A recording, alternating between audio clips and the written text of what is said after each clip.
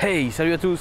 Aujourd'hui, je voulais vous parler de la pêche du sandre en été du bord. C'est pour moi la période la plus compliquée pour pêcher le sandre du bord parce que il va changer de poste en fait au fur et à mesure de la journée. Le matin et le soir, il va plutôt aller chasser dans les zones shallow, donc dans les bordures, tandis que pendant la journée, il va aller se réfugier dans les zones plus profondes, donc les fosses, surtout s'il fait chaud et qu'il y a du soleil. Donc à moins que vous ayez un spot sur lequel vous pouvez pêcher dans une fosse en étant du bord, il va falloir vraiment privilégier le matin et le soir. Donc moi je vais vraiment très tôt, dès l'heure légale je pêche, et je pêche vraiment jusque l'heure légale aussi, mais le soir. Donc aujourd'hui je voulais vous parler vraiment de 5 types de leurres que vous pouvez utiliser pour pêcher le sandre en été. Pour les leurres, je vais vous expliquer donc pourquoi je les utilise, et je vais vous donner les caractéristiques sur lesquelles je me base pour choisir mes leurres. Donc vous n'êtes pas du tout obligé d'utiliser les leurres que je prends. Je vais essayer vraiment de vous donner les caractéristiques sur lesquelles vous allez vous baser pour choisir les vôtres, adapté à votre pêche et à votre budget. La première catégorie dont je voudrais vous parler, c'est les crankbaits. C'est vraiment un leurre que j'aime beaucoup pour pêcher plein de poissons. Ça pêche de tout, mais on peut pêcher vraiment le sandre en été avec lorsqu'il vient dans les bordures. C'est un leurre donc qui va vous permettre de battre beaucoup de terrain rapidement et ainsi d'essayer de trouver des poissons actifs. Je vous avais déjà fait une vidéo l'année passée où j'avais pêché le sandre avec le crank. Au niveau des caractéristiques, on va surtout utiliser des cranks grands plongeurs, c'est-à-dire qui plongent entre 2 mètres minimum et jusque 4 mètres, moi j'utilise, et des leurres qui font entre 4 et 7 cm. Et pour le poids des leurres, en général, ils font entre 10 et 21 grammes. Donc je vais utiliser vraiment pas mal de cranks. Je vais toujours avoir, pour tous mes leurres, deux types de coloris. Je vais toujours en avoir au moins un flashy et au moins un naturel. Pour les cranks, donc il y a des cranks bruiteurs et des silencieux. Je vais avoir les deux parce que parfois ça fait la différence. Et je privilégie des cranks qui ont un transfert de masse parce que lorsqu'on pêche du bord, on peut le lancer toujours un peu plus loin. C'est toujours un avantage lorsqu'on pêche du bord. Un de mes cranks favoris donc pour chercher aussi bien la perche que le sandre, c'est le Baitwitcher, donc que j'ai vraiment en pas mal de versions. En 2, 3, 4 mètres et en silencieux et en bruiteur. Donc pour pêcher au crank, moi je vais utiliser une canne casting. Comme on pêche vraiment la canne avec le sillon vers le bas, je préfère la prise en main d'une canne casting. Et en plus, comme les moulinets casting s'usent moins avec des leurres qui tirent dans la canne que des moulinets spinning. Au niveau de la longueur, moi c'est une 2,13 m, donc 7 pieds. Pour une puissance de 7,28, vous pouvez également utiliser, donc c'est une MH, mais vous pouvez également utiliser une puissance M, donc 7,21.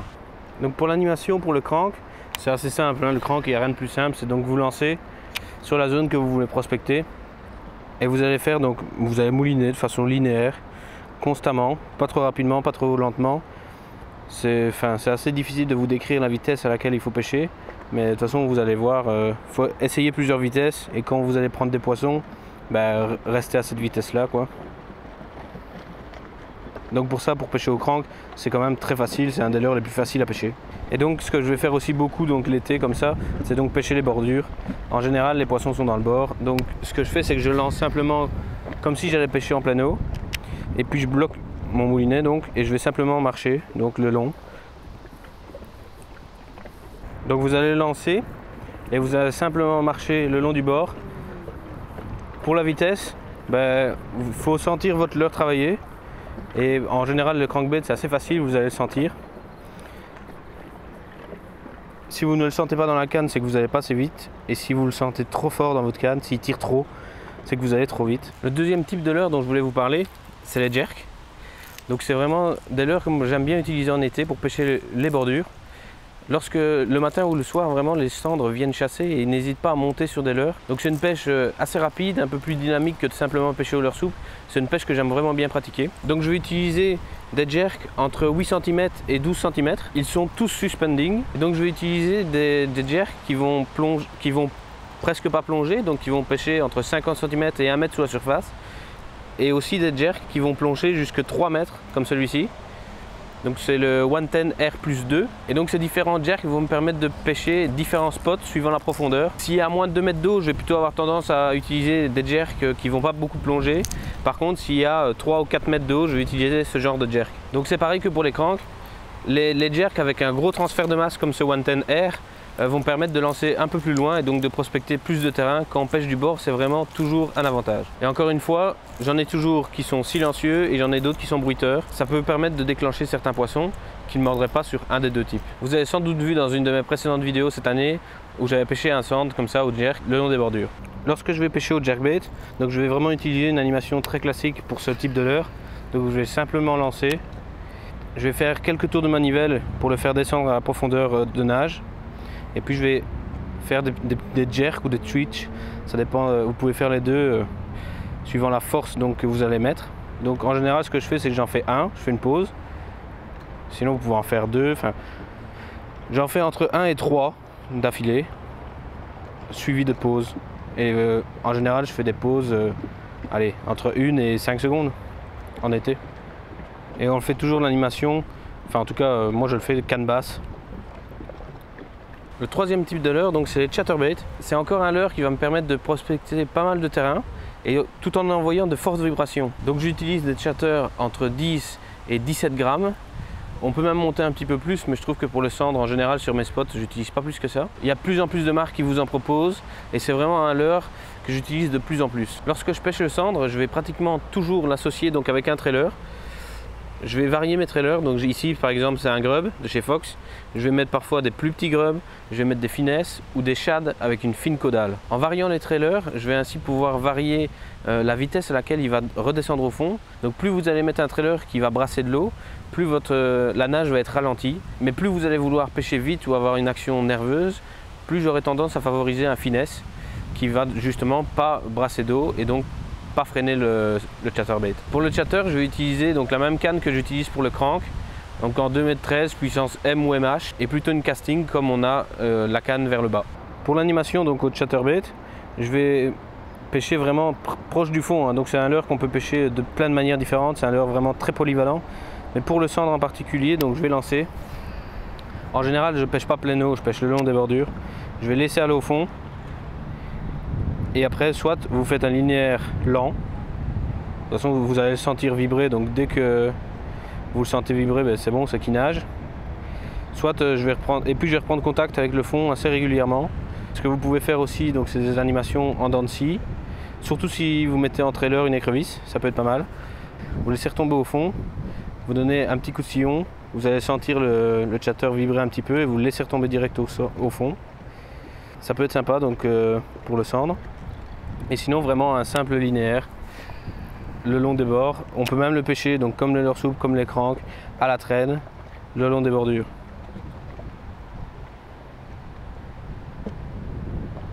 Le quatrième type de leurre que je vais utiliser pour le cendre l'été, donc c'est les jigs. C'est très peu utilisé par chez nous, en tout cas pour pêcher le cendre. On l'utilise vraiment beaucoup pour pêcher le bass ou ce genre de choses, mais franchement c'est super efficace même sur le cendre. Donc j'utilise toujours avec un trailer, soit une écrevisse, soit un petit finesse.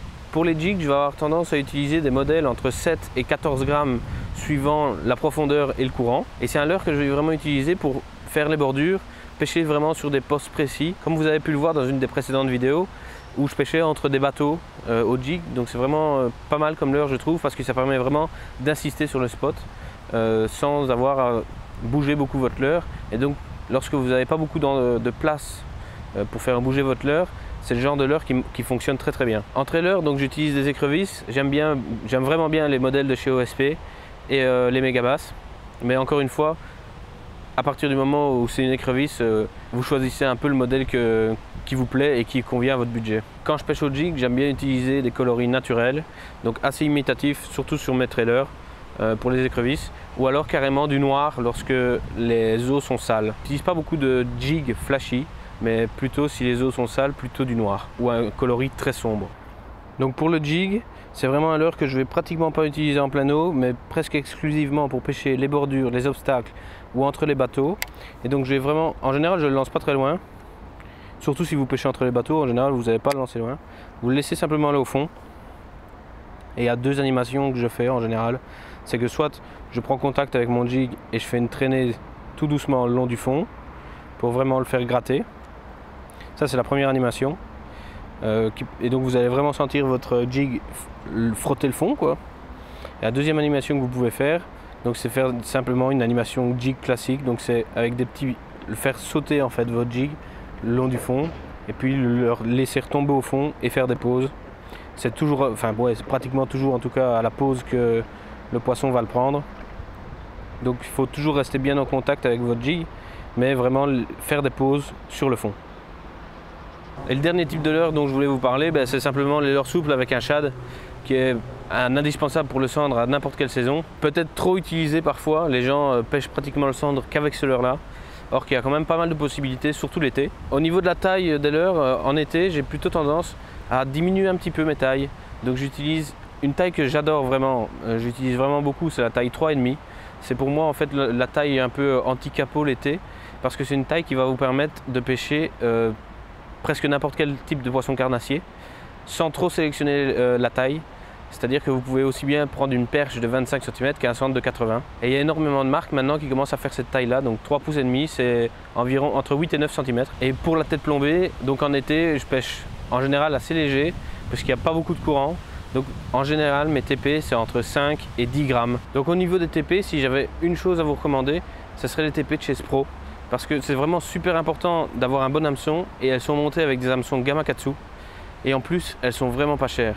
Parce que c'est quand même une des choses que l'on perd le plus lorsqu'on pêche le cendre. Et donc avoir des bonnes TP mais pas trop chères, c'est vraiment super important. Et les Spro sont top. Au niveau de la canne, donc pour moi pêcher le cendre en été, j'utilise très souvent donc, ma 3,14 que vous avez quand même pas mal vu ces derniers temps. Le maximum que je vais lancer avec cette canne, donc c'est une TP en 7 grammes et un leurre en 4 pouces. Si je veux pêcher plus lourd, donc je vais utiliser soit ma canne casting, soit ma 2,40 m en 7,28. Mais vraiment, la plupart de mes pêches vont se faire avec cette canne-ci. C'est un peu ma canne polyvalente en street fishing, surtout pour l'été lorsqu'on pêche pas trop lourd. C'est ce genre de puissance, donc c'est une ML en 3,14 et en longueur, ça fait 2,28 m. Je trouve que c'est vraiment l'idéal. Plus long au niveau de ces puissances, je trouve que ça devient trop long parce que de toute façon, vous n'allez pas vraiment gagner en distance de lancer ou quoi. Sur ces puissances, je trouve que 2,28 m, 2,30 m, quoi, c'est vraiment le bon compromis. Donc pour l'animation au leurre souple, je vais utiliser une animation classique pour le cendre lorsque je pêche en pleine eau. Donc simplement, comme je vous avais expliqué l'année passée, donc je vais vous remettre la vidéo si jamais ça vous intéresse. J'avais été un peu plus complet, mais donc simplement vous lancez, vous laissez aller au fond. Et donc vous allez animer en dents de scie un peu. C'est-à-dire que donc une fois que votre leurre est au fond, soit vous donnez un petit coup de sillon, vous moulinez le mou qu'il y a eu et vous attendez que votre leurre retombe au fond, soit simplement vous ne donnez pas de coup de canne, mais vous tournez, vous faites 2-3 tours de manivelle et vous attendez que votre leurre retombe au fond. Donc ça c'est des animations vraiment très classiques pour le cendre, mais qui fonctionnent très très bien.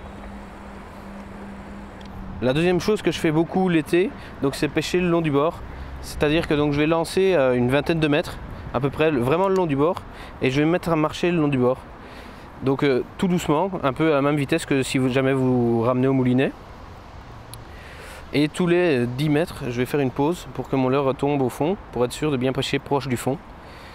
Et donc ça c'est vraiment quelque chose que je fais souvent avec beaucoup de leurres l'été, parce qu'en fait ça va vous permettre de prospecter beaucoup de terrain rapidement, tout en pêchant vraiment bien la bordure. En général les poissons, surtout l'été, sont vraiment dans les premiers mètres, donc j'utilise vraiment souvent cette technique là.